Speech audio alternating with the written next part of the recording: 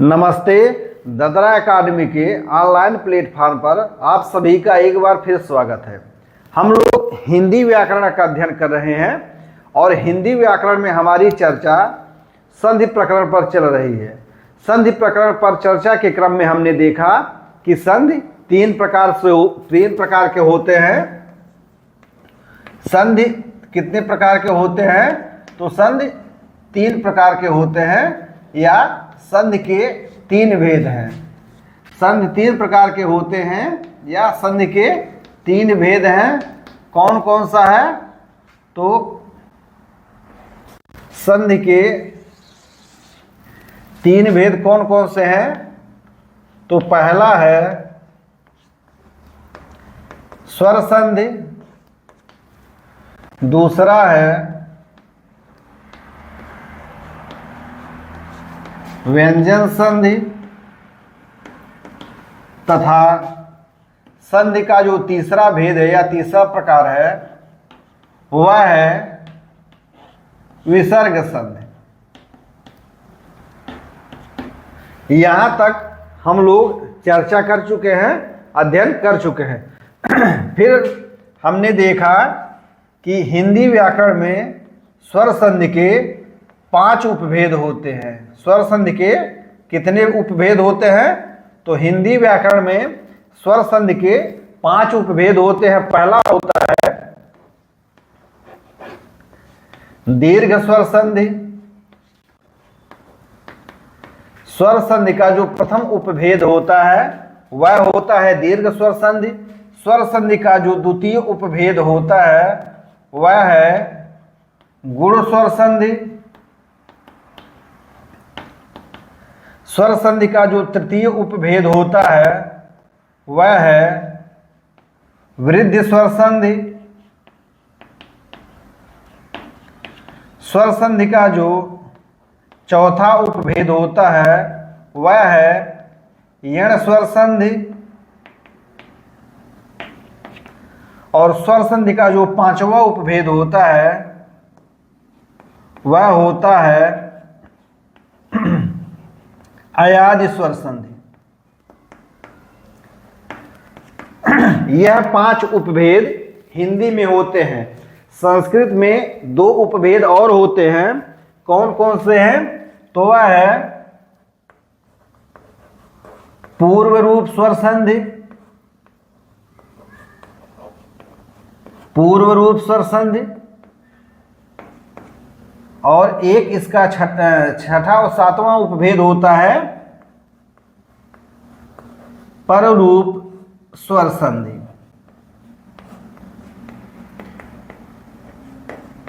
तो क्योंकि हम लोग हिंदी व्याकरण का अध्ययन कर रहे हैं तो हमारे अध्ययन में पूर्व रूप स्वर संधि और पररूप स्वर संधि नहीं है। हिंदी व्याकरण में इनको संधि के अपवाद के रूप में देखा जाता है। पररूप स्वर संधि तथा पूर्व रूप स्वर संधि को संधि के अपवाद के रूप में देखा जाता है। संधि के अध्ययन के क्रम में हम लोग दीर्घ स्वर संधि का संधि करना और साथ ही साथ संधि विच्छेद करना दोनों सीख लिए हैं। इसी के आगे के क्रम में हम लोग गुण स्वर संधि का संधि करना और संधि विच्छेद करना हम लोग इसको भी पढ़ चुके हैं, सीख चुके हैं। आज हमारे जो अध्ययन का क्रम है वह है वृद्धि स्वर संधि। हम लोग अब वृद्धि स्वर संधि का संधि कैसे किया जाता है, यानी 2 शब्द हैं तो उनका संधि कैसे किया जाएगा, और कोई संधि युक्त शब्द है तो उसका संधि विच्छेद कैसे किया जाएगा, इसके विषय में हम लोग चर्चा करेंगे। तो आज हमारे जो अध्ययन का बिंदु है वह क्या है कि वृद्धि स्वर संधि। हमारे अध्ययन का विषय क्या है? तो हमारे अध्ययन का विषय है वृद्धि स्वर संधि। हम लोग वृद्धि स्वर संधि में संधि करना और वृद्धि स्वर संधि युक्त शब्द का संधि विच्छेद करना, यह दोनों सीखेंगे। तो आइए हम लोग वृद्धि स्वर संधि के विषय में देख लेते हैं। तो हमारे जो अध्ययन का विषय है वह है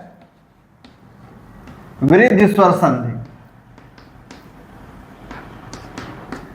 वृद्धि स्वर संधि क्या है? तो वृद्धि स्वर संधि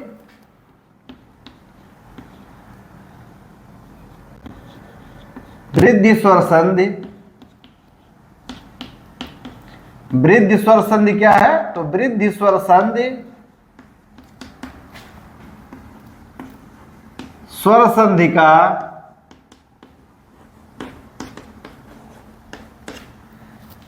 वृद्धि स्वर संधि स्वर संधि का एक उपभेद है। वृद्धि स्वर संधि क्या है? तो वृद्धि स्वर संधि का एक उपभेद है। दूसरा ये क्या हो गया? यह एक विजातीय स्वर संधि है। यह एक क्या है? विजातीय स्वर संधि है। विजातीय स्वर संधि से क्या तात्पर्य हुआ कि इसमें सवर्ण नहीं मिलते हैं, बल्कि इसमें क्या मिलते हैं? इसमें असवर्ण मिलते हैं। इसमें क्या मिलते हैं? असवर्ण मिलते हैं। इसमें क्या होता है? इसमें क्या होता है? इसमें अ अथवा आ का मेल ए अथवा ऐसे होता है तो अ बनता है, या ओ अथवा औ से होता है तो औ बनता है। अर्थात पूर्व पद का अंतिम वर्ण तथा अंतिम पद का पूर्व वर्ण, यह दोनों क्या होते हैं? यह दोनों विजातीय स्वर होते हैं। यहां तक बात समझ में आ गई होगी। अब हम लोग देखते हैं कि क्या है, इसका क्या नाम है? वृद्धि स्वर संधि। तो इसे वृद्धि स्वर संधि क्यों कहते हैं? तो आइए हम लोग देख लेते हैं कि वृद्धि किसे कहते हैं।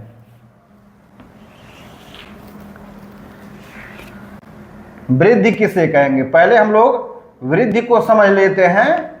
तो वृद्धि स्वर संधि को समझ, वृद्धि का जो शाब्दिक अर्थ होता है वह होता है बढ़ना,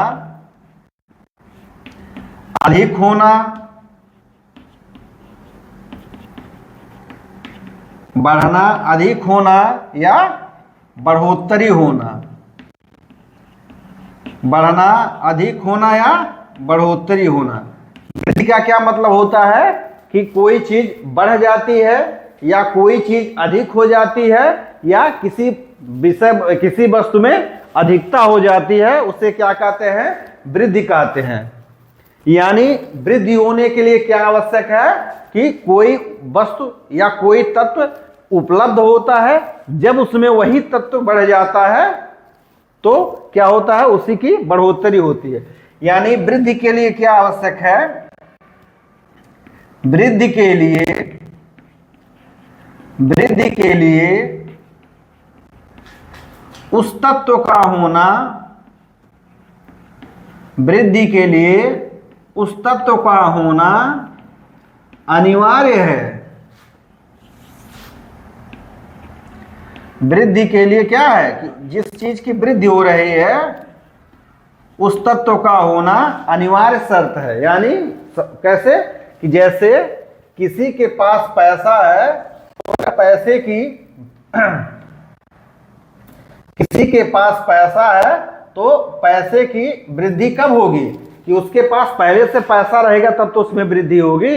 या किसी के पास कोई वस्तु है उसमें वृद्धि कैसे होगी? तो उस वस्तु में जब अधिकता आ जाएगी यानी तो उसकी वृद्धि होगी, बढ़ोतरी होगी। अर्थात जिस चीज की वृद्धि हो रही है, वृद्धि के लिए उस तत्व का होना अनिवार्य, यानी वहां पहले से वह तत्व उपलब्ध होना आवश्यक है, अनिवार्य है। जो उपलब्ध होता है उसी में बढ़ना या बढ़ोतरी ही वृद्धि कहलाती है। ऐसा नहीं है कि मेरे पास शून्य है और उसमें शून्य की बढ़ोतरी हो गई। यानी एक है तो एक में एक की वृद्धि हो गई, लेकिन ऐसा नहीं है कि शून्य है तो शून्य की बढ़ोतरी हो गई।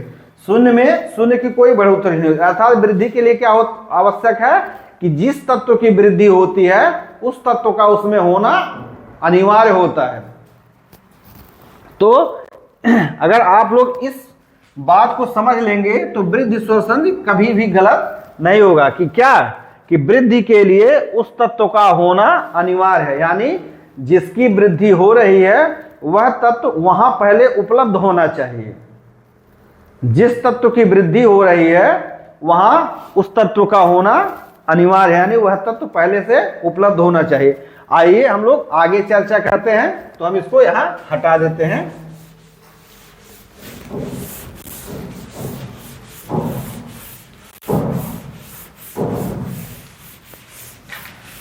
वृद्धि के लिए कोई तत्व जिसकी वृद्धि होनी है वहां वह होना अनिवार्य होना चाहिए, यानी वहां वह पहले से ही उपलब्ध होना चाहिए। अगर वह वस्तु वहां पहले नहीं होगी तो वहां उसकी वृद्धि नहीं मानी जाएगी।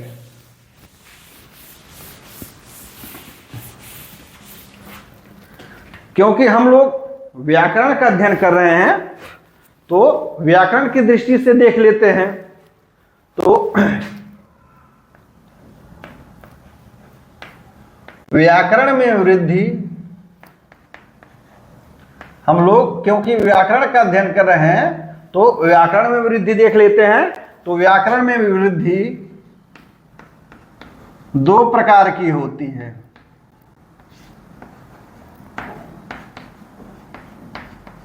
व्याकरण में वृद्धि दो प्रकार की होती है। कौन कौन सा? तो वृद्धि है, यह वृद्धि कितने रूपों में होती है? तो यह वृद्धि दो रूपों में होती है। पहला क्या है? मात्रा वृद्धि। पहला है मात्रा वृद्धि और दूसरा है स्वर वृद्धि। पहला है मात्रा वृद्धि और दूसरा होता है स्वर की वृद्धि। मात्रा वृद्धि में हम लोग देख लेते हैं। तो हम जानते हैं कि एक मात्रिक स्वर कौन कौन से हैं? तो अ, ई, उ तथा री। ये कौन कौन से वर्ण हैं? यह वर्ण हैं एक मात्रिक, यानी इनकी एक मात्रा गिनी जाती है। यह अ, ई, उ और री क्या है? एक मात्रिक है। इनकी कितनी मात्रा गिनी जाती है? तो इनकी एक मात्रा गिनी जाती है। लेकिन ऐसे जब आ बन गया, ह्रस्व ई से दीर्घ ई बन गया, ह्रस्व उ से दीर्घ उ बन गया तथा ह्रस्व री से दीर्घ री बन गया, तो क्या हुआ? इनकी दो मात्रा गिनी जाती है। ये क्या हो गए? यह एक मात्रिक स्वर है और यह क्या हो गए? यह द्विमात्रिक स्वर हो गए। यानी इनकी कितनी मात्रा? ये कौन से हैं? ये द्विमात्रिक स्वर हो गए। यानी यहां पर अ, ई, उ तथा री की एक मात्रा है, जबकि आ, दीर्घ ई, दीर्घ उ और दीर्घ री की दो मात्रा होती है। यानी व्याकरण में जो पहली वृद्धि होती है वह होती है मात्रा वृद्धि। और मात्रा वृद्धि में ऐसे आ बन जाता है, ह्रस्व ई से दीर्घ ई, ह्रस्व उ से दीर्घ उ और ह्रस्व री से दीर्घ री बन जाता है। और हम लोग अभी संधि पढ़ चुके हैं तो उसमें क्या दिखाया जाता है कि ऐसे आ कब बनता है और ह्रस्व ई से दीर्घ ई, ह्रस्व उ से दीर्घ उ और ह्रस्व री से दीर्घ कब बनता है? तो यह बनता है दीर्घ स्वर संधि की क्रिया में। कहां बनता है? तो दीर्घ स्वर संधि की क्रिया में क्या हो जाता है? मात्रा की वृद्धि हो जाती है। और मात्रा क्या होता है? तो किसी भी स्वर के उच्चारण का जो काल होता है वही उसकी मात्रा कहलाती है। तो खैर व्याकरण में जो वृद्धि होती है वह कितने रूपों में होती है? दो रूपों में होती है। पहली मात्रा की वृद्धि और दूसरा स्वर की वृद्धि। तो हमने देखा कि मात्रा की वृद्धि कहाँ होती है, मतलब ऐसे आप ह्रस्व ई से दीर्घ ई, ह्रस्व ऊ से दीर्घ ऊ और ह्रस्व री से दीर्घ री, यानी एक मात्रिक से ये लोग क्या हो जाते हैं, द्विमात्रिक। एक मात्रिक से द्विमात्रिक होना कौन से किस स्वर संधि के अंतर्गत आता है, तो वह आता है दीर्घ स्वर संधि के अंतर्गत। उम्मीद है यहां तक समझने में किसी को कोई भी परेशानी, कोई भी कठिनाई, कोई भी संशय नहीं होगा। अब आइए हम लोग देखते हैं कि स्वर की वृद्धि क्या होती है। तो हम लोग जानते हैं कि ए को केंद्रीय स्वर माना जाता है। ए को कौन सा स्वर माना जाता है, तो ए को केंद्रीय स्वर माना जाता है। ए को केंद्रीय स्वर क्यों माना जाता है, क्योंकि सर्वप्रथम अ स्वर की ही उत्पत्ति, अ वर्ण की ही उत्पत्ति हुई थी और उसी अ वर्ण से सभी स्वर और सभी व्यंजन की भी उत्पत्ति हुई है। क्या है कि सर्वप्रथम अ स्वर की उत्पत्ति हुई है और इसी अ से स्वर की और व्यंजन की उत्पत्ति हुई है। अब स्वर व्यंजन की उत्पत्ति कैसे हुई है, तो हमने लगभग शायद पार्ट दूसरे वाले में इसकी चर्चा किया हुआ है। तो हम लोग स्वर वृद्धि देख लेते हैं। तो अ को केंद्रीय स्वर कहा जाता है जब किसी स्वर में स्वर वृद्धि कब होती है, स्वर वृद्धि तब होती है कि किसी स्वर में किसी अयुक्त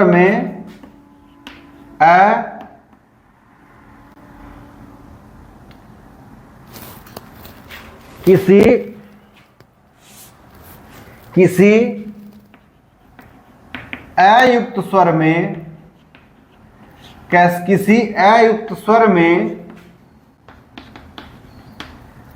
अ स्वर वर्ण की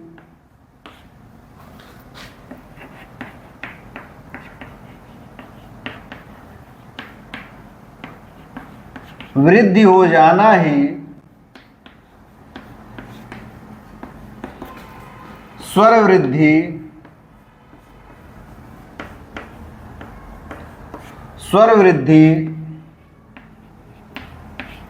कहा जाता है। स्वर वृद्धि क्या होता है, तो किसी अयुक्त स्वर में अ स्वर वर्ण की वृद्धि हो जाना ही स्वर वृद्धि कहा जाता है। क्या कहा जाता है कि किसी अयुक्त स्वर में अ स्वर वर्ण की वृद्धि हो जाना ही स्वर वृद्धि कहा जाता है। स्वर वृद्धि के लिए आवश्यक है कि उस वर्ण में पूर्व से ही स्वर वृद्धि के लिए आवश्यक है,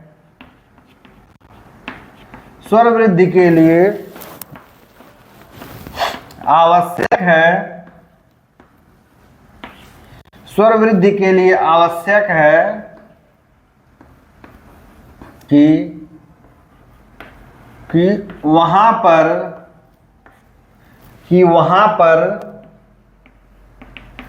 अ स्वर पहले से ही उपस्थित रहे, अ स्वर पहले से ही उपस्थित रहे, वहां पर अ स्वर पहले से ही उपस्थित रहे। स्वर वृद्धि के लिए आवश्यक है कि वहां पूर्व से ही या पहले से ही अ स्वर उपस्थित रहे। स्वर वृद्धि क्या होता है, तो किसी अयुक्त स्वर में अ स्वर वर्ण की वृद्धि हो जाना ही स्वर वृद्धि कहा जाता है। स्वर वृद्धि के लिए आवश्यक है कि वहां पर अ स्वर पहले से ही उपस्थित रहे। अब अयुक्त स्वर कौन कौन से हैं, तो अयुक्त स्वर पहले तो अ है, दूसरा है ए कैसे बनता है, तो अ धन ई के मेल से ए बनता है और तीसरा होता है ओ कैसे बनता है, तो अ धन उ, हालांकि ई का ह्रस्व और दीर्घ रूप दोनों होता है और उ का भी ह्रस्व या दीर्घ रूप दोनों होता है। तो अ युक्त स्वर कौन कौन से हैं? तो पहला है अ, दूसरा है ए और तीसरा है ओ। यहां तक समझने में कोई संशय नहीं हुआ होगा।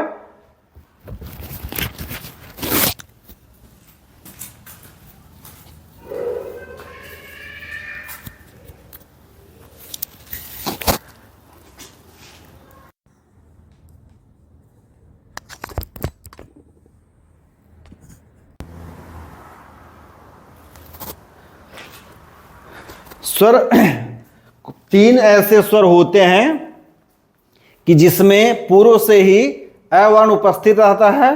पहला है अ, यहाँ पर अ है, ये है। दूसरा है ए, तो ए में अ धन ई है। और तीसरा है ओ। इसके अलावा ऐसा कोई भी स्वर नहीं होता है कि जिसमें पूर्व से ही अ हो।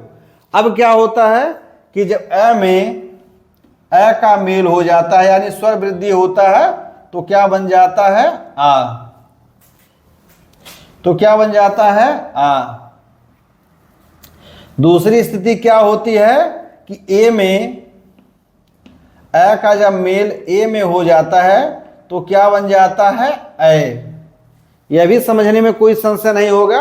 और तीसरा होता है कि जब अ का मेल ओ से हो जाता है तो क्या बन जाता है? औ। और हम लोग अभी परिभाषा देखेंगे तो परिभाषा यही होता है कि जब अ अथवा आ का मेल ए ओ से होता है तो क्रमशः अ और औ बन जाते हैं। यहां नोट में लिख लीजिए, व्याकरण में आ, ए तथा औ को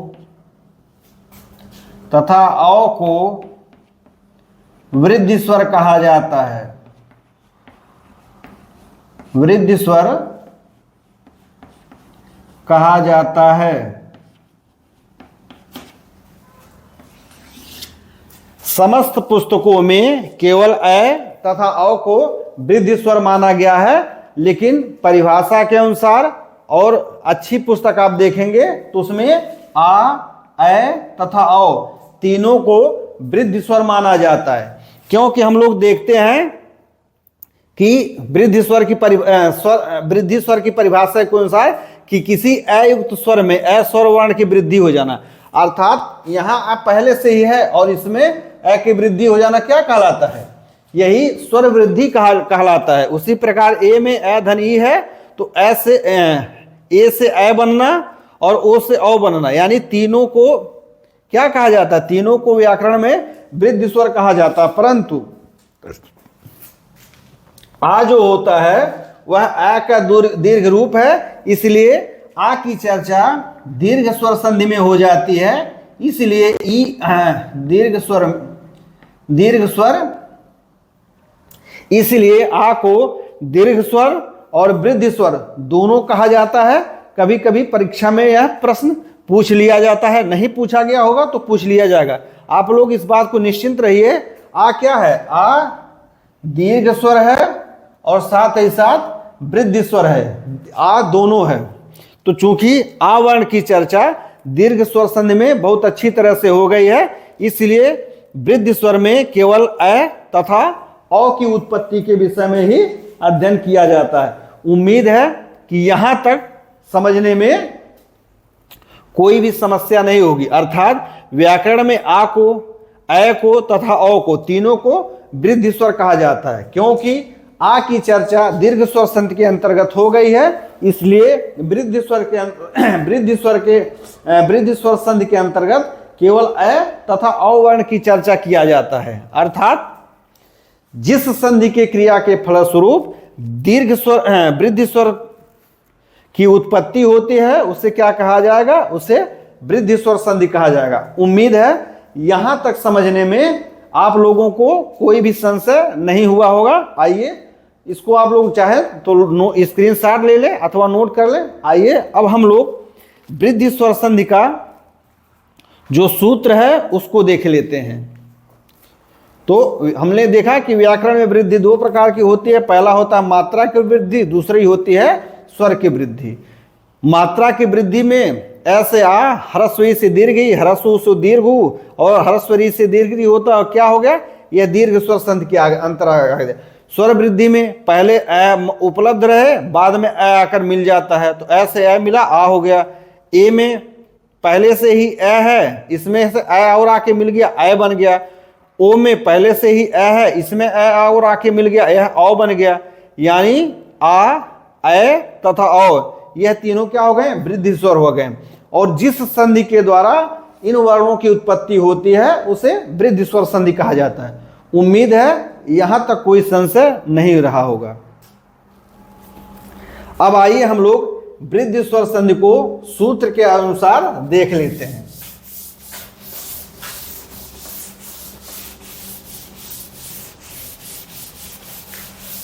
वृद्धि स्वर संधि को हम लोग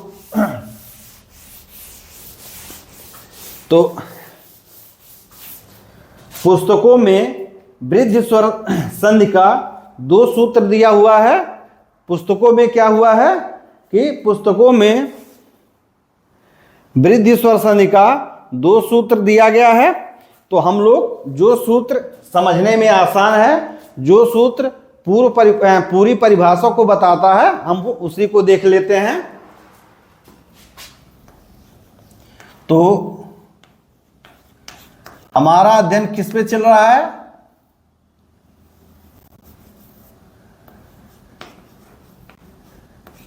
वृद्धि स्वर संधि पर। वृद्धि स्वर संधि का 2 सूत्र है। पहला होता है वृद्धिरेचि, लेकिन इस पे हम लोग नहीं देखेंगे, इसको हम लोग देखेंगे वृद्धिरादैच। वृद्धिरेचि पर नहीं देखेंगे, हम लोग देखेंगे वृद्धि रादैच।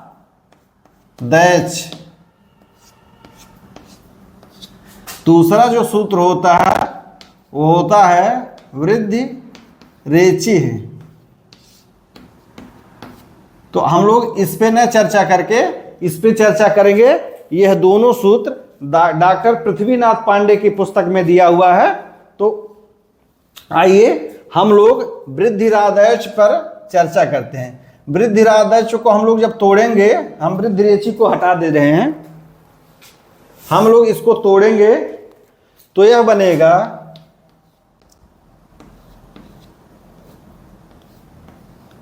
वृद्धि। अभी हम लोग पढ़ेंगे कि विसर्ग का रय हो जाना, इसमें है, फिर है आदैच। हम इसको पुनः आगे तोड़ेंगे तो यह होगा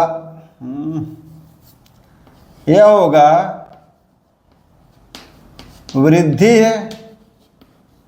आत एच। वृद्धि आत एच। आदैच को हम लोग जब व्यंजन संधि के द्वारा तोड़ेंगे तो यह आत एच आएगा। अब हम लोग पुनः आत को तोड़ देते हैं तो अंत में हमको क्या मिलता है, अंत में हमको मिलता है, यहां नीचे लिख दें, अंत में हमको मिलता है वृद्धि अत और एच। यह वृद्धिरादैच को हम लोग जब पूर्णतः तोड़ देंगे तो यही आएगा वृद्धि अत एच। आत को हम लोग देखिए, आत को धन अत दीर्घ स्वर संधि के द्वारा आत कर देंगे। यहां तक कोई समस्या नहीं है। चलिए, तो वृद्धिरादैच को हम लोग तोड़ देंगे वृद्धि आदैच, यानी वृद्धि आत एच, और आत को हम लोग अ धन अत इस प्रकार से तोड़ेंगे तो क्या आएगा, वृद्धि अत एच। उम्मीद है कि संधि का इस यह तोड़ना आप लोगों को समझ में आ गया होगा। अब यह सूत्र क्या कह रहा है, तो इसका जो शाब्दिक अर्थ होता है कि अत प्रत्याहार के पश्चात, अत प्रत्याहार के पश्चात, अत है यानी अत प्रत्याहार यानी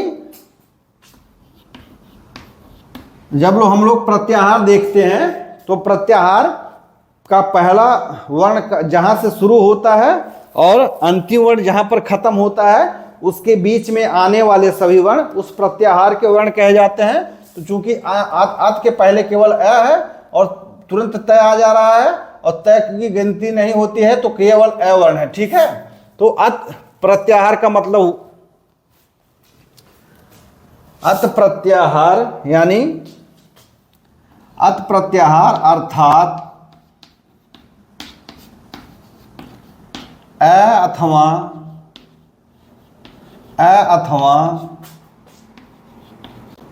आ के पश्चात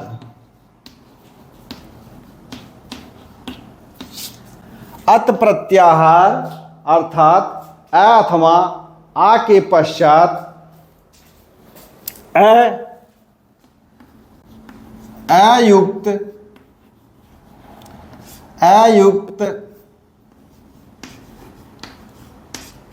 स्वर वर्ण आए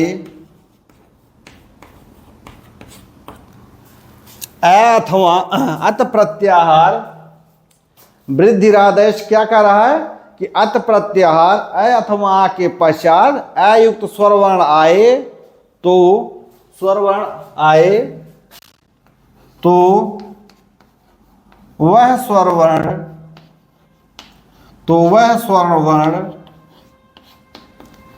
अ की वृद्धि करके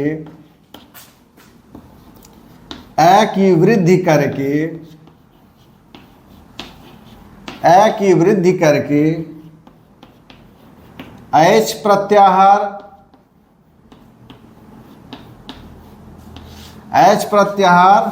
अर्थात एच प्रत्याहार में कौन कौन से वर्ण आते हैं तो औ में अच प्रत्याहार में बदल जाता है।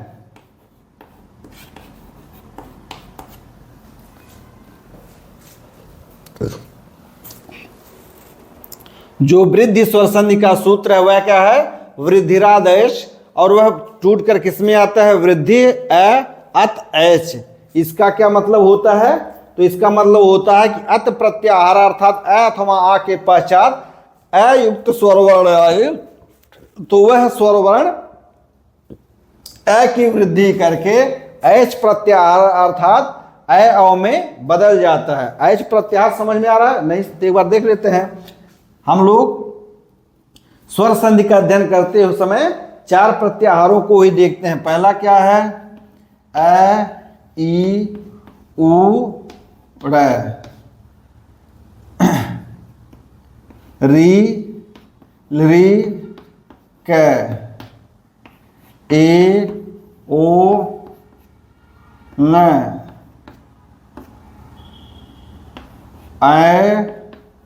औ च।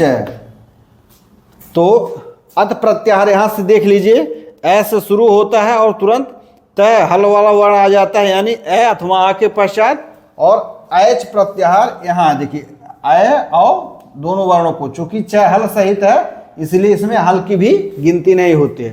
तो इस सूत्र का क्या अर्थ हुआ कि अत प्रत्याहार अर्थात अ अथवा आ के पश्चात अयुक्त स्वर वर्ण आए। चूंकि जहां अ लिखा होता है उसका ह्रस्व और दीर्घ दोनों रूप माना जाता है। जहां ई लिखा है वहां ई का ह्रस्व और दीर्घ दोनों रूप माना जाता है। उसी प्रकार ई का भी री का भी सब माना जाता है। हालांकि ए ओ ये दोनों अलग अलग माने जाते हैं। तो अत माने ए न हो कि केवल अ अथवा आ, ठीक है। यानी क्या कह रहा है कि अत प्रत्याहार अर्थात अ अथवा आ के पश्चात अयुक्त स्वर वर्ण आए तो वह स्वर वर्ण अ की वृद्धि करके एच प्रत्याहार अर्थात अ में बदल जाते हैं। मुझे पूर्ण विश्वास है कि इस सूत्र के आधार पर यह परिभाषा आप लोगों को पूर्ण रूप से स्पष्ट हो गई होगी। बहुत से लोग इस बात को लेकर संशय में रहते हैं कि वृद्धि स्वर संधि में केवल ए तथा ओ वर्ण ही क्यों आते हैं, अन्य वर्ण क्यों नहीं आते हैं। तो वृद्धि स्वर संधि में क्या होना चाहिए कि वह वर्ण क्या होना चाहिए, अयुक्त होना चाहिए। और हम जानते हैं कि ए कैसे प्राप्त होता है, तो अ धन ई के मेल से अ प्राप्त होता है। वह ओ कैसे प्राप्त होता है, तो अ धन उ के मेल से ओ प्राप्त होता है। हालांकि आ भी है जो अ और अ के मेल से प्राप्त होता है, तो चूंकि इसकी चर्चा दीर्घ स्वर संधि में हो गई है, इसलिए केवल इन दो वर्णों की ही चर्चा वृद्धि स्वर संधि के अंतर्गत की जाती है। बाकी कोई भी स्वर, जैसे ई है, दीर्घ ई है, उ है, दीर्घ उ है, री है, ठीक है, इन सब कोई भी वृद्धि स्वर में नहीं आते हैं, क्योंकि इन सब में कहीं पर अ नहीं है। ए में रहता है और ओ में रहता है, और इन दोनों से मेल करके अ और औ बन जाता है। चूंकि अ में रहता है तो ऐसे आ दीर्घ स्वर संधि के बन गया, तो अ ई उ दीर्घ ई उ दीर्घ उ री, इन सब सभी स्वरों को क्या करता है, ये फार्मूला कवर कर लेता है। अर्थात अत प्रत्याहार के पश्चात अयुक्त स्वर वर्ण आए तो वह स्वर वर्ण अ की वृद्धि करके, यानी अ की वृद्धि कर लेता है। एच प्रत्याहार अर्थात अ ओ में बदल जाता है। अ की वृद्धि करना ही क्या कहलाता है, स्वर वृद्धि कहलाता है। और इस स्वर वृद्धि के नाते इसे क्या कहा जाता है, वृद्धि स्वर संधि कहा जाता है। इसे क्या कहा जाता है कि वृद्धि स्वर संधि कहा जाता है। तो उम्मीद है कि यह सूत्र आप लोगों को समझ में आ गया होगा। इसको एक, चूंकि यह दोनों क्या है,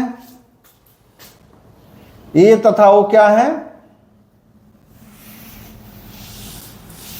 ए तथा वो कहां से प्राप्त होते हैं हमको, गुण स्वर से, गुण स्वर संधि से प्राप्त होते हैं।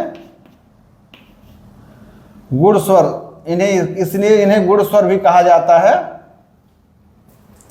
तो सभी पुस्तकों में या आप किसी की भी कक्षा देखेंगे तो बस एक ही लाइन है कि गुण स्वर में अ अथवा आ का मेल होता है तो वह वृद्धि में बदल जाता है। वह वृद्धि में क्यों बदल जाता है, अन्य स्वरों में वह वृद्धि क्यों नहीं होती है, यह कोई नहीं बताता है। उम्मीद है कि इस सूत्र के आधार पर, यानी जहां अयुक्त स्वर वर्ण आए, अर्थात वृद्धि स्वर संधि होने के लिए अनिवार्य है कि वहां पहले से ही अयुक्त स्वर वर्ण रहे। तो पुस्तकों में अक्सर एक सूत्र दिया गया है कि जब अ अथवा आ का मेल गुण स्वर से होता है तो वृद्धि स्वर प्राप्त होते हैं। तो खैर आप लोग इसको जानते भी रहिए, कहीं कोई संशय नहीं है। तो हम लोग देखें इस प्रकार से कि वृद्धि स्वर संधि में,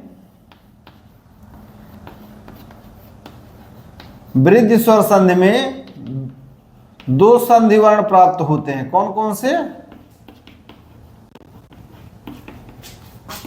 अ तथा औ, अ तथा औ।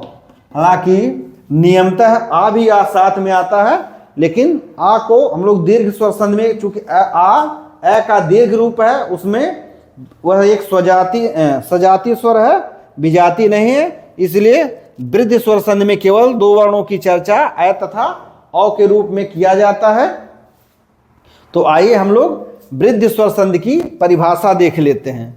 यहां तक संशय संभवतः किसी को नहीं होना चाहिए, और हर चीज व्याकरण में रटी नहीं जा सकती है। आप लोग समझे रहेंगे तो आधी नींद में भी या पूरी नींद में भी आप लोग उन चीजों को बता सकते हैं, समझ सकते हैं। रटने पे चीजें विस्मृत हो जाती हैं, भूल जाते हैं।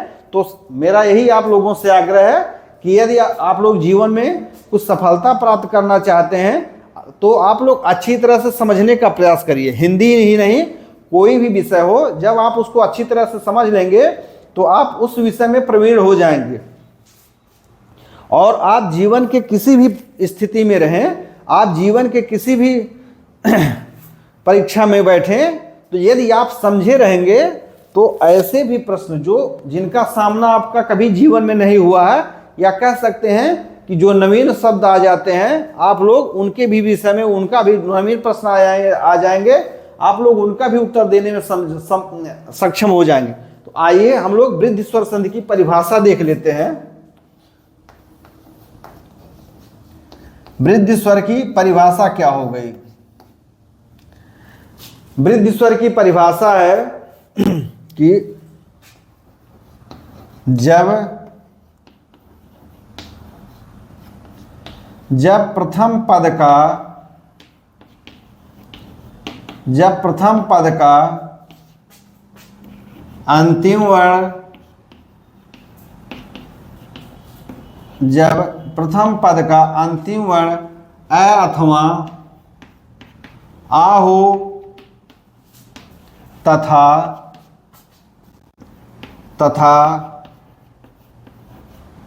द्वितीय पद का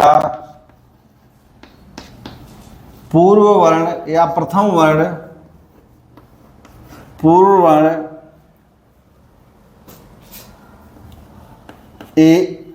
पूर्व वर्ण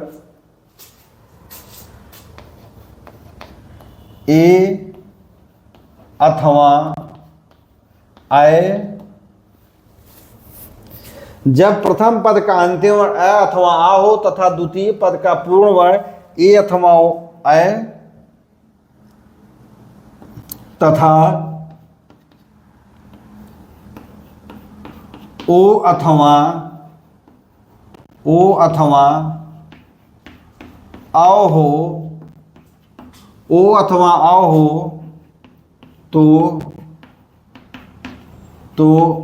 संधि होने की दशा में संधि होने की दशा में दोनों के स्थान पर संधि होने की दशा में दोनों के स्थान पर क्रमशः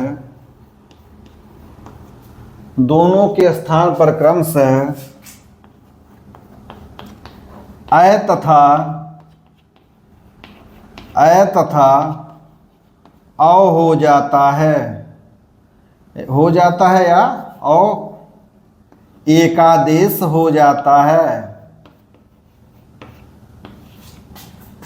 एकादेश हो जाता है। वृद्धि स्वर संधि की परिभाषा क्या हो गई कि जब प्रथम पद का अंतिम वर्ण अ अथवा आ हो तथा द्वितीय पद का प्रथम वर्ण ए अथवा अय ओ अथवा औ हो तो संधि होने की दशा में दोनों के स्थान पर क्रमशः अ तथा औ का एकादेश हो जाता है। यहाँ तथा न लिखें तब भी ठीक।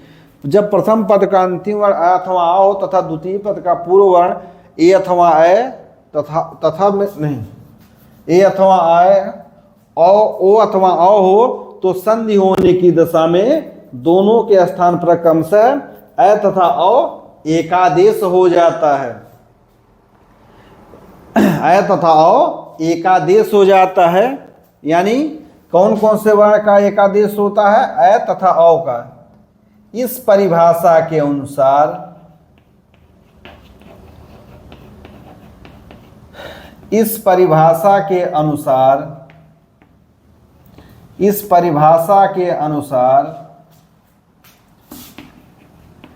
इस नियम के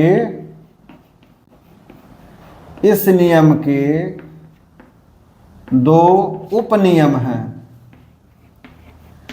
इस नियम के दो उपनियम हैं।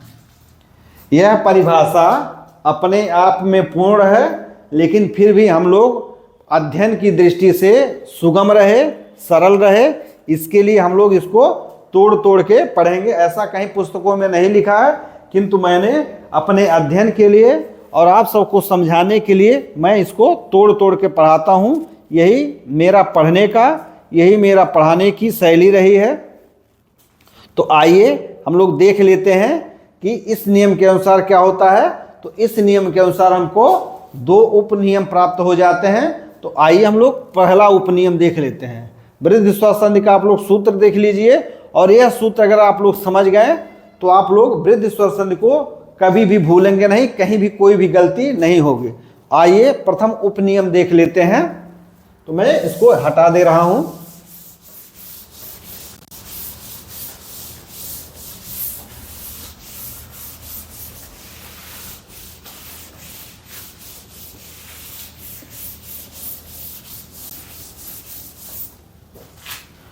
तो वृद्धि स्वर संधि का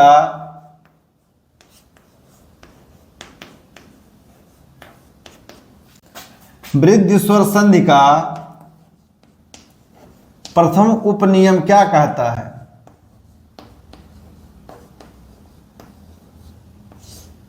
वृद्धि स्वर संधि का प्रथम उपनियम क्या कहलाता है? ऐसा उपनियम कहीं पुस्तकों में नहीं है, लेकिन हम देख रहे हैं वृद्धि स्वर संधि का प्रथम उपनियम क्या कह रहा है कि जब प्रथम पद का अंतिम वर्ण अ अथवा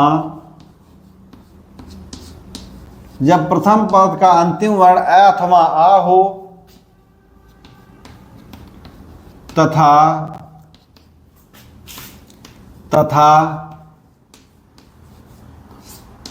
द्वितीय पद का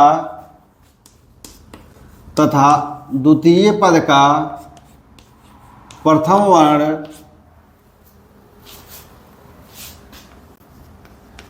ए अथवा ऐ हो तो संधि होने की दशा में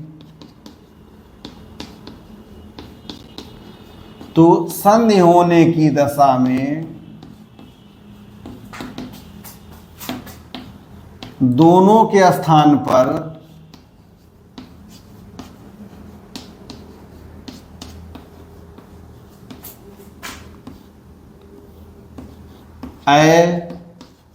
एकादेश हो जाता है।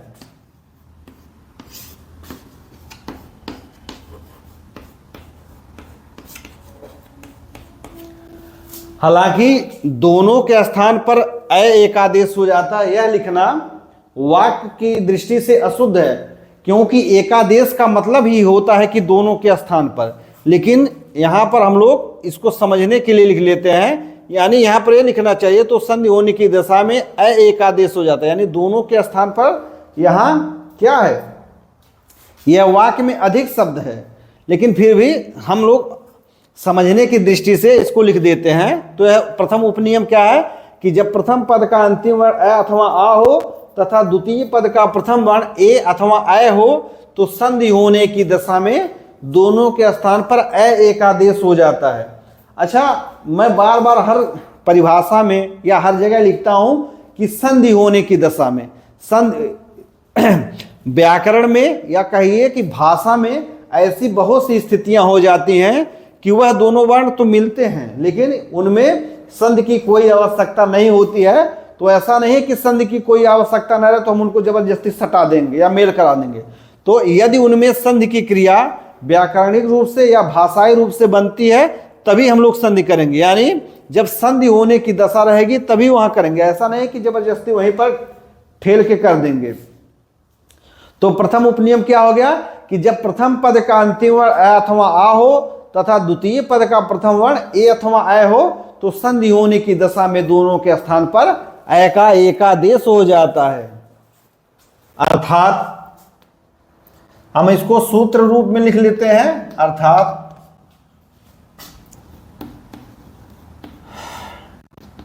प्रथम पद का अंतिम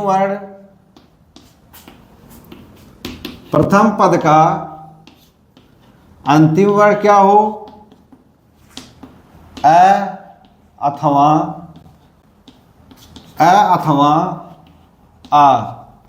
आप लोग इस तरह से अध्ययन का पूर्ण आनंद, पूर्ण परिणाम तभी पाएंगे कि जब आप लोग हमारे साथ कलम और कॉपी लेकर बैठेंगे, साथ साथ लिखते जाएंगे। बाद में यही जो 1 घंटे 1.5 घंटे की क्लास है आप लोग उसको 10 मिनट में ही समाप्त कर लेंगे। केवल पढ़ते समय आप लोग इसको विस्तृत पढ़ लीजिए, एक बार समझ लेंगे तो केवल 10 मिनट में यह 1.5 घंटे की वीडियो आप लोग देख के या पढ़ के समझ सकते हैं। प्रथम पद का अंतिम वर्ण अ अथवा आ हो, द्वितीय पद का प्रथम वर्ण, द्वितीय पद का प्रथम वर्ण क्या हो, ए अथवा अ हो, तो एकादेश क्या होता है, तो एकादेश क्या होता है, एकादेश अ होता है। उम्मीद है कि यहां तक समझने में कोई भी संशय नहीं होगी, यहां पर समझने में कोई भी संशय नहीं होगी। तो क्या हुआ, यह प्रथम उपनियम हो गया। तो फिर हम देख लेते हैं, इस उपनियम के आधार पर, इस उपनियम के आधार पर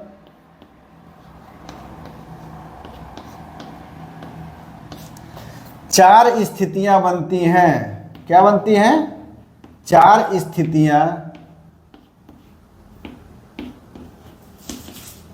स्थितियां बनती हैं।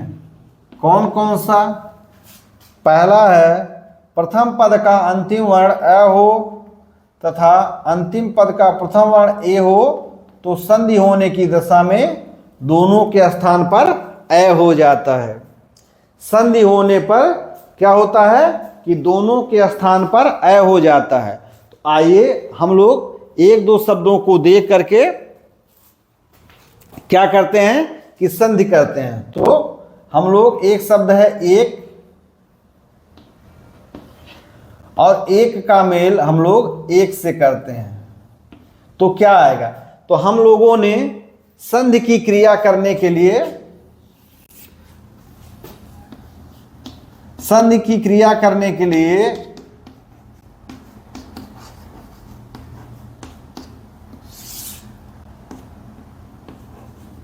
संधि की क्रिया के लिए हमने 5 चरण या 5 सोपान, या अंग्रेजी में बोलिए कि 5 स्टेप या 5 स्टेप हम लोगों ने एक नियम को बनाया था। हमने एक नियम की चर्चा की थी कि हम लोग यदि संधि इन 5 चरणों को देखकर करेंगे, इन 5 चरणों की प्रक्रिया में करेंगे, तो हमारा संधि या संधि विच्छेद कभी गलत नहीं होगा।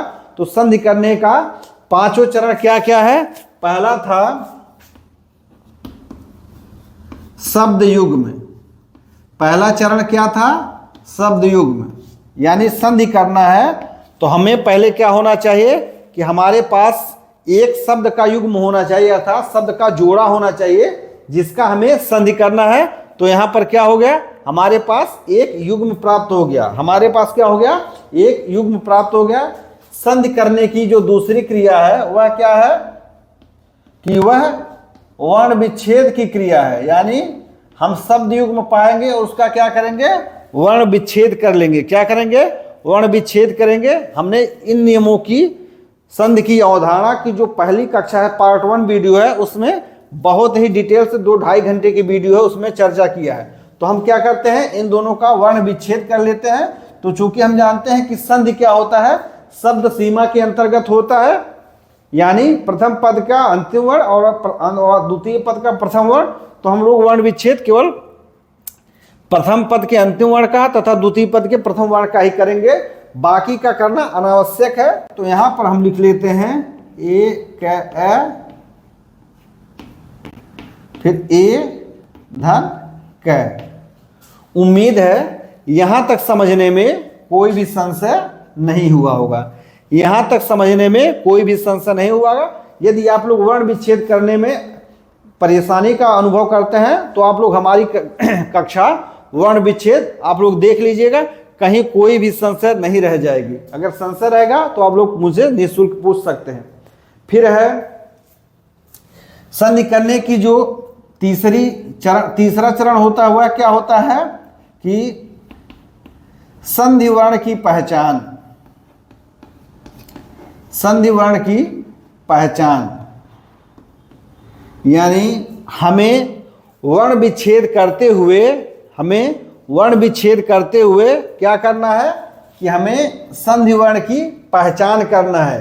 संधि वर्ण की पहचान क्या करना है, तो हम लोग देखेंगे कि संधि वर्ण कौन कौन सा है। तो यहाँ पर संधि वर्ण अ तथा ए है। संधि वर्ण क्या है, अ तथा ए है। संधि वर्ण क्या है, अ तथा ए है, यानी हमारा तीसरा चरण भी पूर्ण हो गया। अब संधि करने का जो चौथा चरण होता है या जो चौथा स्टेप होता है वह क्या होता है कि नियम के अनुसार क्या होता है, वर्ण परिवर्तन। यानी संधि वर्णों में नियमानुसार क्या परिवर्तन होता है, यह संधि करने का चौथा चरण है, चौथा सोपान है, फोर्थ स्टेप है। यानी जब अ तथा ए का मेल हुआ तो क्या हुआ, वर्ण परिवर्तन। तो यहां देख लिए अ तथा ए का मेल हुआ तो वर्ण परिवर्तन क्या हुआ, अ हो गया। क्या हो गया, अ हो गया। अब इसको उतार लेते हैं, ए हरस आधा क, उसके बाद अ और क। चूंकि हम लोग जानते हैं कि स्वर क्या होता है, स्वर अपने से बाएं वाले वर्ण के पास जाता है। स्वर कहाँ जाता है, स्वर सदैव अपने से बाएं वर्ण के साथ ही मेल करता है। व्यंजन क्या करता है, व्यंजन हमेशा अपने से दाहिने तरफ के वर्ण के साथ जाता है। स्वर क्या होता है, स्वर सदैव अपने से स्वर अपने से बाएं वर्ण की ओर जाता है। व्यंजन क्या होता है, अपने से दाएं वर्ण। यानी व्यंजन इधर जाएगा, यानी स्वर किस में लगेगा, इसमें। तो क्या यह बन जाएगा, ए कैक। क्या बन जाएगा, ए कैक। यानी एक और एक का जब मेल होगा तो शब्द क्या बन जाएगा, एक एक। उम्मीद है यह जो संधि करने की प्रक्रिया है यह आप लोगों को समझ में आ गई होगी।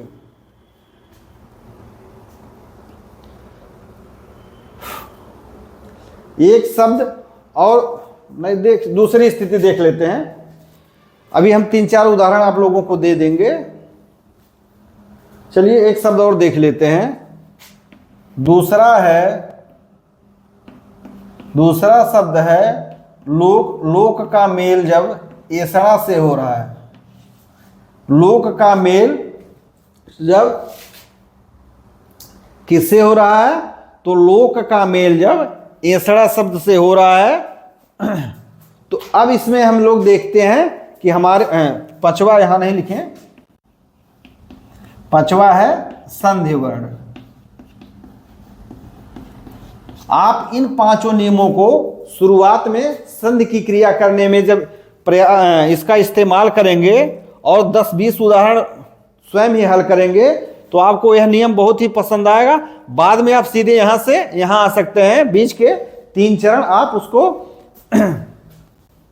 अपने दिमाग में ही मुंहजबानी कर सकते हैं। तो हमारे पास शब्द युग्म कौन हो गया, लोक और एसड़ा। फिर क्या करेंगे, हम लोग वर्ण विच्छेद कर लेंगे। वर्ण विच्छेद क्या करेंगे, वर्ण विच्छेद। तो लोक धन अ, फिर ए धन सड़ा। यहां तक समझने में कोई भी संशय नहीं हुआ होगा। अब हम लोग क्या करेंगे तीसरे चरण में, तो संधि वर्ण की पहचान। संधि वर्ण का क्या करेंगे, पहचान करेंगे कि किसका किससे मेल हो रहा है। यानी स्वर का मेल स्वर से हो रहा है, या स्वर का मेल व्यंजन से हो रहा है, या व्यंजन का मेल व्यंजन से हो रहा है, या व्यंजन का मेल व्यंजन से हो रहा है, या विसर्ग का मेल स्वर से हो रहा है, या विसर्ग का मेल व्यंजन से हो रहा है। तो हम लोग यहाँ देखेंगे कि स्वर का मेल स्वर से हो रहा है। यानी कौन सी संधि है, यह स्वर संधि है। अब हम लोग देख गए कि यह स्वर संधि है। तो अब हम लोग देखेंगे कि इस स्वर संधि में वर्ण में परिवर्तन किस स्वर संधि के अंतर्गत और क्या होता है। तो हम लोग स्वर संधि के नियमों का प्रयोग करेंगे। तो हम लोग देखते हैं अ और ए के मेल से क्या बन गया, अ बन गया।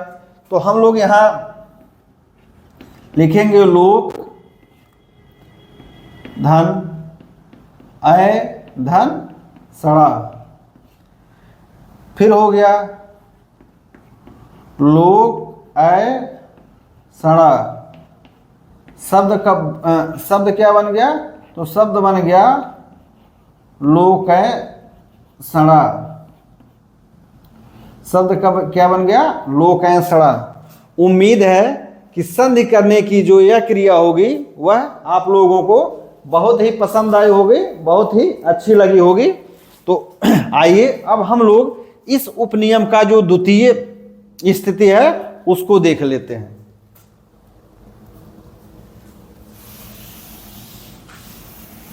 द्वितीय स्थिति में कौन सी स्थिति बनती है? तो द्वितीय स्थिति में बनता है कि जब अ का मेल अ से होता है तब क्या बनता है? तब भी अ ही बनता है। अ का मेल, जब अ का मेल अ से होता है तब क्या बनता है? तब बनता है अ। शब्द एक देख लेते हैं। शब्द है स्व, स्व का मेल ऐच्छिक से करते हैं, स्व का मेल ऐच्छिक से करते हैं। तो हमारे पास क्या प्राप्त हो गया? हमारे पास एक शब्द युग्म प्राप्त हो गया। अब दूसरा चरण क्या है? तो दूसरा चरण है कि वर्ण विच्छेद। आइए हम इन सब का वर्ण विच्छेद कर लेते हैं। तो यह स्व धन अ, फिर है अय धन छिक। उम्मीद है यहां तक समझने में कोई भी संशय नहीं हुआ होगा। अब हम लोग देखते हैं कि संधि वर्ण क्या क्या है। तीसरा है संधि वर्ण की पहचान, यानी जो वर्णों का मेल हो रहा वो क्या क्या है। तो यहां पर भी स्वर है और यहां पर भी स्वर है। तो हमें कौन सा संधि करना हुआ? हमें स्वर संधि करना हुआ। अब देखते हैं कि दोनों स्वर वर्ण समान हैं। तो समान नहीं है यानी सजातीय स्वर संधि नहीं है, यानी दीर्घ स्वर संधि नहीं है। फिर क्या है? ये विजातीय है। तो विजातीय में किसका किससे मेल हो रहा है उस नियम के अनुसार हम वर्ण का परिवर्तन करेंगे। तो हम देख रहे हैं यहाँ अ तथा अ है। अब यहाँ क्या हो गया? स्व अ तथा अ के मेल से, अ तथा अ के मेल से क्या बना? अ बन गया। तो हम लोग यहाँ अ लिख लेंगे, धन छिक लिख लेंगे। ठीक है, हाँ, यहां तक समझने में संभवतः कोई भी संशय नहीं हुआ होगा। अब हम लोग इसको क्या करते हैं? मेल कर देते हैं। स्व ऐच्छिक। तो अ जो है यह व में मिलके मात्रा रूप में आ जाता है। शब्द क्या बन गया? स्वैच्छिक। शब्द क्या बन गया? स्वैच्छिक। उम्मीद है कि संधि की यह क्रिया आप लोगों के लिए काफ़ी इंटरेस्टिंग होगा, काफ़ी रुचिकर होगा। ऐसे तमाम उदाहरण हैं, हम सबका कराते रहेंगे तो काफ़ी समय बीत जाएगा। आइए हम लोग इस उपनियम के आधार पर जो तीसरी स्थिति बनती है उसको देख लेते हैं। तीसरी स्थिति क्या बनती है कि आ वर्ण का मेल ए वर्ण से हो तब भी एकादेश क्या होगा? अ होगा। तब भी क्या होगा? एकादेश अ होगा। तो हम एक उदाहरण दे रहे हैं, ये बहुत परीक्षाओं में पूछा जाता है।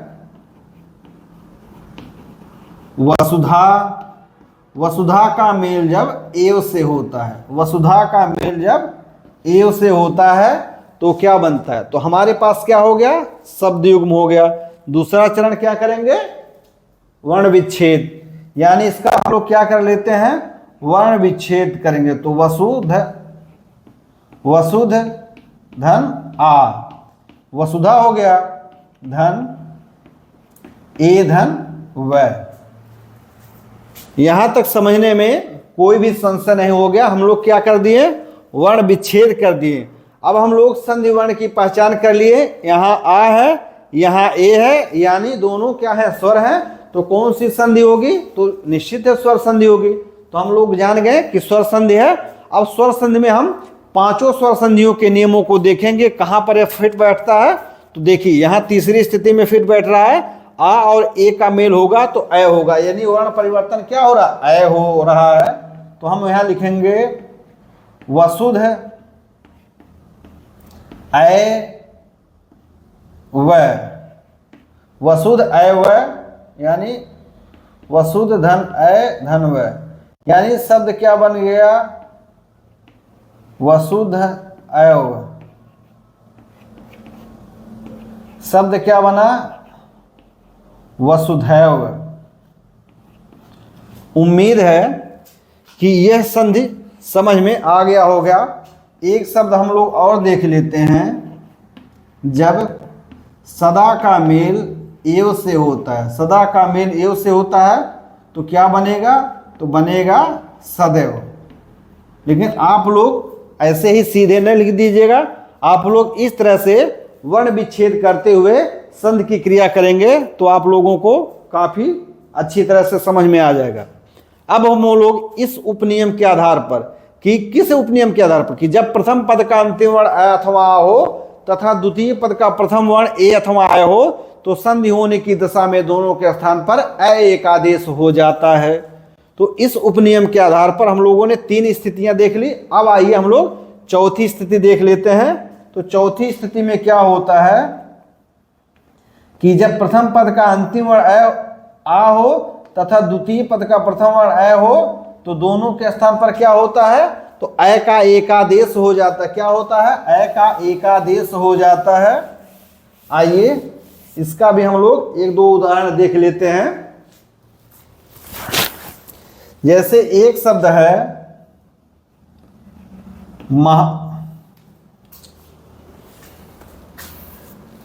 जैसे एक शब्द है रमा, और रमा का मेल हम क्या करेंगे ऐश्वर्य से। हमारे पास एक शब्द है रमा और एक शब्द है ऐश्वर्य, तो हमारे पास क्या हो गया, संधि क्रिया के लिए पहला चरण क्या है, शब्द युग्म। हमें क्या मिल गया, शब्द युग्म मिल गया। अब हम लोग क्या करेंगे, इसका वर्ण विच्छेद कर लेंगे। तो यह रम आ धन अय धन स्वैर, हालांकि बिना स्वर की सहायता से उल्टा पुल्टा उच्चारण हो रहा है तो आप लोग उसको नजरअंदाज करिए।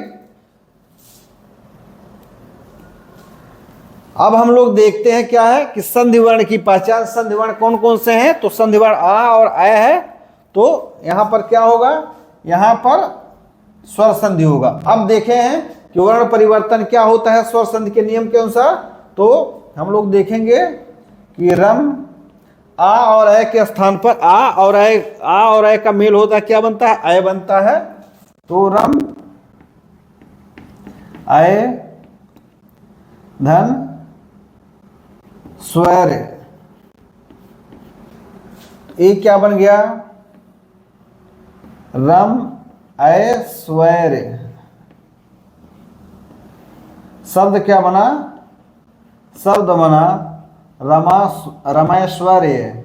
शब्द क्या बन गया, शब्द बन गया रमैश्वर्य। क्या बन गया, शब्द रमैश्वर्य। इसी प्रकार हम एक शब्द और लिख दे रहे हैं, वह क्या है, महा। महा का मेल जब ऐश्वर्य से हो रहा है, महा का मेल जब ऐश्वर्य से हो रहा है तो शब्द क्या बनता है, तो शब्द बन रहा है महेश्वर्य। शब्द क्या बन जा रहा है, महेश्वर्य। आप लोग इसका संधि विच्छेद ठीक इसी तरह करके, संधि विच्छेद सॉरी करें, संधि ठीक इसी तरह से वर्ण विच्छेद की क्रिया करते हुए करिएगा, आप लोगों को बहुत ही आनंद आएगा। तो हम लोगों ने वृद्धि स्वर संधि का पहला उपनियम देखा और पहले उपनियम के आधार पर जो 4 स्थितियां बनती हैं हमने उसका एक एक उदाहरण से चर्चा कर लिया। अब आइए हम लोग वृद्धि स्वर संधि का जो द्वितीय उपनियम है उसके विषय में देखते हैं। तो आप लोग इसको नोट कर लीजिए।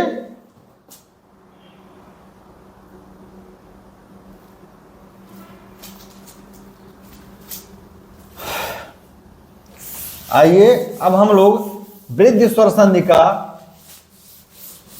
जो द्वितीय उपनियम है उसके विषय में हम लोग देख लेते हैं। तो चूंकि हमको अभी भी कुछ संधि करना है तो हम लोग इस नियमों को, इन चरणों को रहने देते हैं। तो वृद्धि संधि का जो द्वितीय उपनियम है, वृद्धि संधि का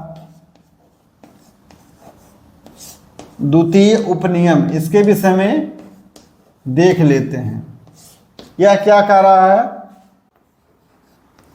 कि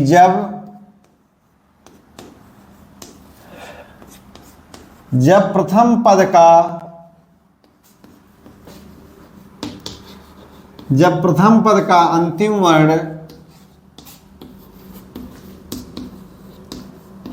जब प्रथम पद का अंतिम वर्ण अ अथवा आ हो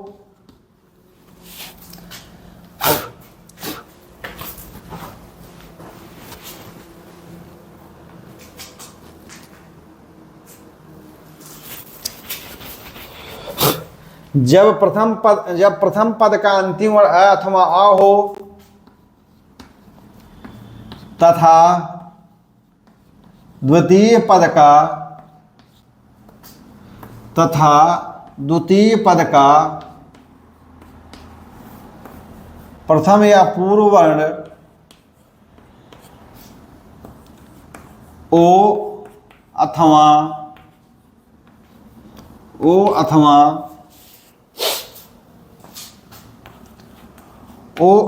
औ हो तो संधि होने की दशा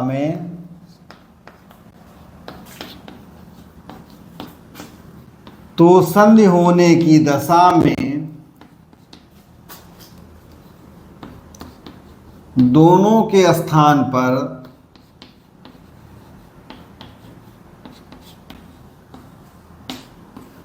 औ एकादेश हो जाता है।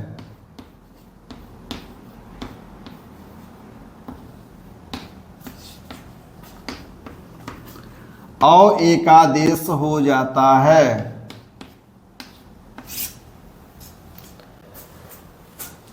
वृद्धि स्वर संधि का जो द्वितीय उपनियम है वह क्या कह रहा है कि जब प्रथम पद का अंतिम वर्ण अ अथवा आ हो तथा द्वितीय पद का प्रथम वर्ण ओ अथवा आ हो तो संधि होने की दशा में दोनों के स्थान पर औ एकादेश हो जाता है। अर्थात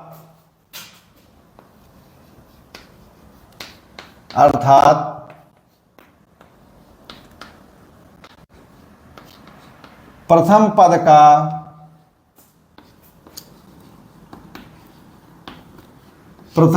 का अंतिम वर्ण अ अथवा आ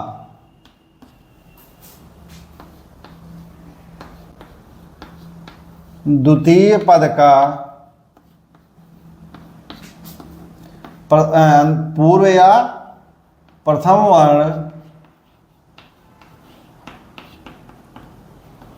ओ अथवा औ तो एकादेश होकर क्या बन रहा है, तो एकादेश की क्रिया होकर के यह बन रहा है औ। तो एकादेश होकर के क्या बन रहा है, तो एकादेश की क्रिया होकर के यह बन रहा है औ। तो फिर आगे देख लेते हैं।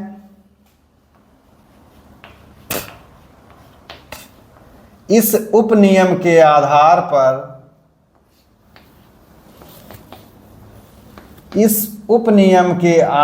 पर चार स्थितियां बनती हैं। इस उपनियम के आधार पर कितनी स्थितियां बनती हैं, चार स्थितियां बनती हैं। पहली स्थिति क्या बनती है कि अ धन ओ बराबर औ।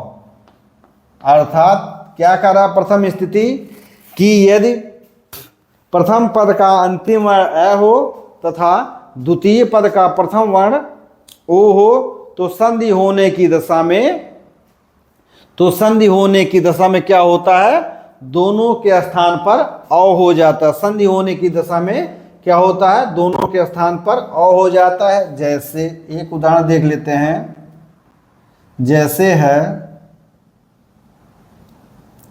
परम, परम का मेल जब ओजस्वी से होता है, परम का मेल जब ओजस्वी से होता है। यहाँ ध्यान रखिएगा कि परम में मैं हल सहित नहीं है। तो पहला चरण क्या मिल गया कि हमें शब्द युग में मिल गया। अब हम लोग क्या करेंगे, संधि विच्छेद करेंगे। तो परम धन ए धन ओ धन जस्वी, यानी हम लोग इसका वर्ण विच्छेद इस प्रकार से कर दिए। यानी हमारे पास क्या हो गया, द्वितीय चरण। अब हम लोग देखेंगे संधि वर्ण की पहचान, यानी संधि वर्ण कौन कौन से दोनों वर्ण संधि कर रहे हैं, तो अ और ओ कर रहे हैं। चूंकि अ तथा ओ दोनों स्वर हैं, इसलिए हम लोग किस स्वर किस में किस संधि के अंतर्गत आ गए, तो हम लोग स्वर संधि के अंतर्गत आ गए। अब हम लोग स्वर संधि के नियमों के अनुसार देखेंगे कि कौन सी स्थिति बनती है, यानी संधि वर्ण परिवर्तन क्या हो रहा है। तो हम लोग देखेंगे कि परम अ तथा ओ के मेल से क्या बन रहा है, तो अ तथा ओ के मेल से औ बन रहा है, यानी औ धन जस्वी। क्या बन रहा है, जस्वी। अब यह क्या बन रहा है, परम ओजस्वी, यानी हमारे पास संधि युक्त शब्द कौन आ गया, परमोजस्वी। क्या बन गया, परमोजस्वी। उम्मीद है कि संधि करने की यह क्रिया आप लोगों को अच्छी तरह से समझ में आ गई होगी। एक बार और हम लोग देख लेते हैं, जब जल का मेल ओक से होता है तो शब्द में क्या बनता है, शब्द बनता है जलौक। जल का मेल जब ओक से होता है तो शब्द क्या बनता है, संधि युक्त शब्द बनता है जलौक। उसी प्रकार से एक शब्द है, जब जल का मेल औघ से होता है तो शब्द क्या बनता है, जल का मेल ओघ से होता है तो शब्द क्या बनता है, जलौघ। इन दो शब्दों का संधि आप लोग इस नियम के अनुसार करिएगा।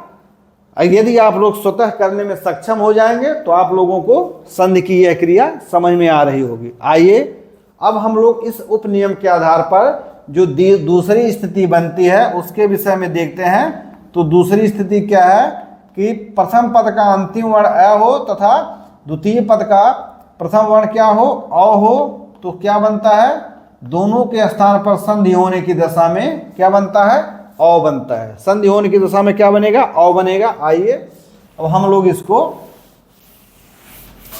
देख लेते हैं। जब प्रथम पद का अंतिम वर्ण अ हो तथा द्वितीय पद का प्रथम वर्ण क्या हो, अ हो, तो शब्द क्या बनता है, तो वर्ण क्या बनेगा, अ बनेगा। आइए हम लोग देख लेते हैं। एक शब्द है परम, परम का मेल जब औषध से हो रहा है, परम का मेल जब औषध से हो रहा है। ध्यान रखिएगा कि औषध और औषधि, औषध और औषधि यह दोनों शब्द क्या हैं, वर्तनी की दृष्टि से शुद्ध हैं। औषध, औषध, औषध ये दोनों शब्द यानी औषध भी हो सकता है, औषध भी हो सकता है, औषधि भी हो सकता है, औषध भी, यानी दोनों शब्द सही है। इसमें लेकर कोई संशय नहीं होना चाहिए। यह दोनों शब्द क्या होते हैं, औषध, औषध, औषधि, औषधि दोनों सही होते हैं। तो आइए अब हम लोग इसको देख लेते हैं। अब हम लोग फिर क्या करेंगे, शब्द युग में मिल गया तो वर्ण विच्छेद। हम इसको लिखेंगे परम धन अ धन औ धन सद है। अब हम लोगों को संधि वर्ण की पहचान करना है, तो अ तथा औ का मेल हो रहा है, यानी स्वर संधि है। स्वर संधि में कौन सी स्वर संधि आएगी? तो अ धन औ के मेल से औ बन रहा है, यानी शब्द क्या बना कि परम धन औ धन सद है। अब यह क्या बन गया? परम औ सध। शब्द क्या बन गया? परमौषध। शब्द क्या बन गया? शब्द बन गया परमौषध। इसी प्रकार से एक शब्द है प्रधन औद्योगिकी। प्रधन औद्योगिकी, यह क्या बनेगा? तो यह बनेगा प्रौद्योगिकी। हालांकि औद्योगिकी में एक ही प्रत्यय है, उसको हम लोग बाद में देखेंगे। फिर है परम का मेल औदार्य से हो रहा है। परम का मेल औदार्य से हो रहा है, तो शब्द क्या बन रहा है? परमौदार्य। मैंने एक शब्द विच्छेद करते हुए संधि कर दिया है, आप दो उदाहरणों को विच्छेद करते हुए संधि करने का प्रयास करिएगा। अब आइए कि द्वितीय उपनियम के आधार पर जो तीसरी स्थिति बनती है वह क्या है? वह है प्रथम पद का अंतिम वर्ण आ हो और द्वितीय पद का प्रथम वर्ण ओ हो, तो क्या बनता है? तो भी मेल होने की दशा में औ ही बनेगा। मेल होने की दशा में क्या बनेगा? औ ही बनेगा। मेल होने की दशा में क्या बनेगा? ओ ही बनेगा, सॉरी आ ही बनेगा। अब आइए हम लोग इसका उदाहरण देख लेते हैं।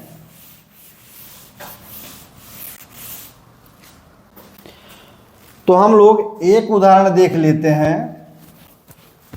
तृतीय स्थिति क्या है कि जब प्रथम पद का अंतिम वर्ण आ हो तथा द्वितीय पद का या अंतिम पद का प्रथम वर्ण ओ हो, तो उन दोनों के मेल से क्या बनेगा? औ बनेगा। मेल से क्या बनेगा? औ बनेगा। तो आइए हम लोग देख लेते हैं। एक शब्द है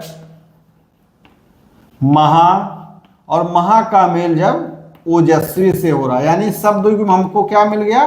शब्द युग में मिला हमें महा और ओजस्वी। हम लोग वर्ण विच्छेद कर दे रहे हैं, तो यहां हुआ मह धन आ धन ओ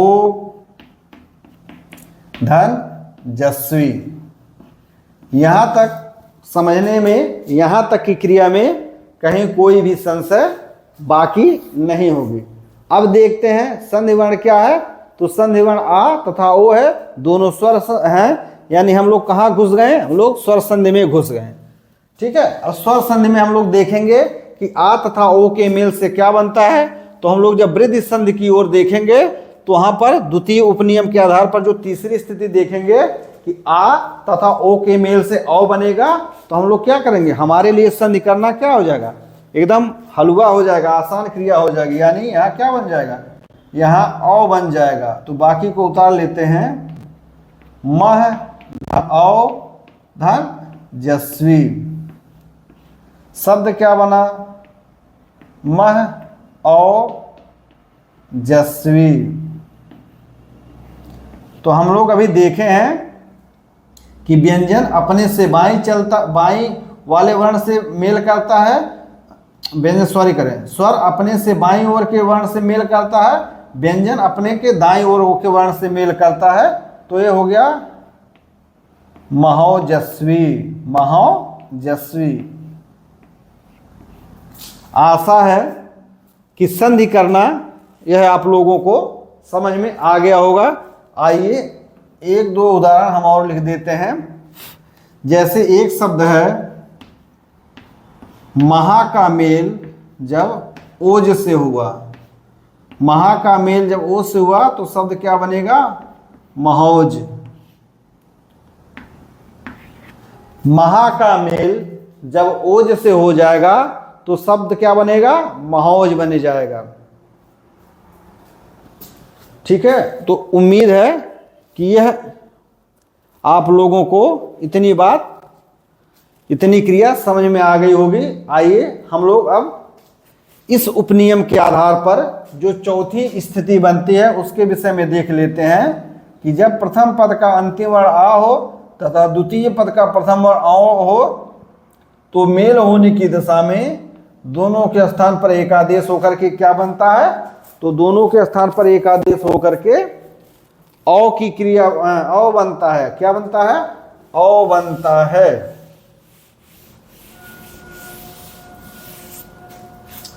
क्या बनता है, औ बनता है। जैसे एक शब्द है महा और उसका मेल हम लोगों ने कह दिया औषध से। महा का मेल जब औषध से हुआ तो क्या बना, हम लोग शब्द में मिल गया महा और औषध। वर्ण विच्छेद क्या करेंगे, तो मह धन आ धन औ धन सद है। तो हम लोग संधि वर्ण देखते हैं। संधि वर्ण क्या है, आ तथा औ है। तो हम लोग देखेंगे कि मेल करने वाले दो वर्ण स्वर हैं, दोनों वर्ण स्वर हैं। तो हम लोग किधर जाएंगे, हम लोग सीधे स्वर संधि की किला में घुस जाएंगे। स्वर संधि के किला में क्या करेंगे, घुस जाएंगे और देखेंगे कि हमारा जो वर्ण है वह किस नियम के आधार पर आ रहा है। तो आ तथा औ का जब मेल होगा तो क्या बनेगा, औ बनेगा। कैसे बनेगा, तो वृद्धि स्वर संधि की जो द्वितीय उपनियम होता है उसमें जो चौथी स्थिति बनती है, देखिए आप लोग इस तरह एनालिसिस करके पढ़ेंगे समझेंगे, कोई संशय नहीं होगा। यानी हम लोग पहले देखें आ तथा औ है, स्पष्ट हो गया कि मेल करने वाले दोनों वर्ण स्वर हैं तो निश्चित रूप से यह स्वर संधि होगी। हम लोग क्या करेंगे, अब अपना ध्यान स्वर संधि पर केंद्रित करेंगे। स्वर संधि पे केंद्रित करेंगे तो हम देखेंगे कि संधि वर्ण मिल गया। अब यहाँ किस स्वर संधि के किस उपभेद के अंतर्गत ऐसी स्थिति बनती है कि आ तथा औ का मेल होता है। तो हम लोग दिमाग लगाएंगे, दिमाग लगाते लगाते पहले हम लोग दीर्घ स्वर संधि पर पहुंचेंगे। परीक्षा हाल में नहीं, घर पे अभ्यास करते समय हम लोग पहले दीर्घ स्वर संधि पे ध्यान लगाएंगे। तो उसमें ऐसी कोई स्थिति नहीं बनती है कि आ का मेल औ से हो। उसमें क्या होता है कि सजातीय वर्ण मिलेंगे या सवर्ण मिलेंगे। तो यहाँ आ तथा औ क्या है, सवर्ण नहीं है, सजातीय वर्ण नहीं है, तो दीर्घ स्वर संधि नहीं होगा। फिर क्या है, फिर हम लोग गुण स्वर संधि की ओर ध्यान लगाएंगे। उसमें क्या होता है, उसमें होता है ए अथवा आ का मेल। आ या तो ई से हो, या तो ऊ से हो, या तो री से हो।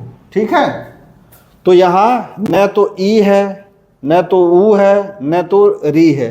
यानी इसका ई अथवा दीर्घ ई, ऊ अथवा दीर्घ ऊ, माने यहाँ वो नहीं है। तो फिर हम लोग देखेंगे कि क्या है, यहाँ औ है। तो सीधे सीधे जाएंगे कि कहाँ है, वृद्धि स्वर संधि में है। तो हम लोग सीधे वृद्धि स्वर संधि का नियम लगाएंगे। और कौन सा नियम, तो द्वितीय उपनियम की जो चौथी स्थिति है उसको हम लोग जब देखेंगे तो समझ में आ जाएगा। यानी वर्ण परिवर्तन क्या हुआ, औ हुआ। मैं धन औ धन सद है। एक क्या शब्द बन गया, मह औषध है। क्या बन गया, मह औषध। शब्द क्या बना, महौषध है। शब्द क्या बन गया, महौषध है। उम्मीद है कि संधि करने की यह क्रिया, संधि करने की यह प्रक्रिया, संधि करने का यह तरीका आप लोगों को समझ में आ रहा होगा। एक शब्द हम बता दे रहे हैं, आप लोग करने का प्रयास करिए। महा धन औदार्य। शब्द क्या बन जाएगा, यह शब्द बनेगा महोदार्य। शब्द क्या बनेगा, महोदार्य। क्या शब्द बनेगा, महोदार्य बनेगा। उसी प्रकार एक शब्द और देख लेते हैं, महाधन। शब्द क्या है, औत्सुक्य। उत्सुक में जब ए प्रत्यय लगेगा, इसी प्रकार उदार में जब ए प्रत्यय लगेगा तो हम लोग प्रत्यय पढ़ेंगे तो देखेंगे क्या होता है। अब ये संधि में है तो संधि को देखिए, एक क्या बन गया, महौत्सुक्य, यानी जो महा उत्सुक हो वो क्या हो गया, वो हो गया महौत्सुक्य। तो आप लोग इस विधि के द्वारा शब्दों का संधि करने का प्रयास करिएगा।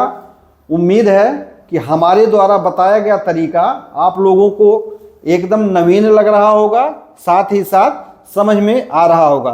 तो आप सभी से निवेदन है कि आप लोग चैनल को सब्सक्राइब करिए, इसको लाइक करिए, आप लोग आवश्यकता अनुसार कमेंट करिए, शेयर करिए, अपने दोस्तों को, मित्रों को बताइए, और जिससे कि आप हमारा चैनल भी कुछ विकास करे।